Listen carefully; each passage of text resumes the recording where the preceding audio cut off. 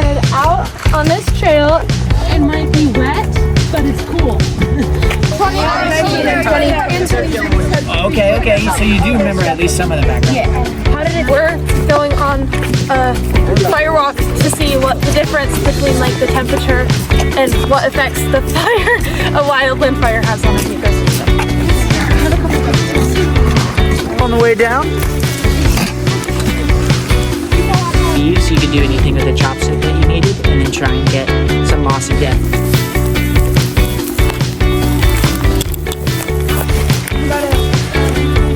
Right now we were just checking moss depth and we're about to do water infiltration.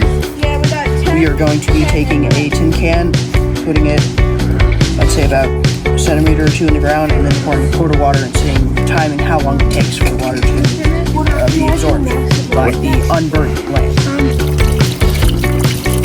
We good?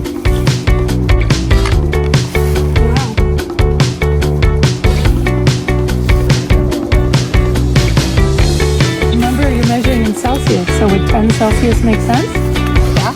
Okay, well then write it down.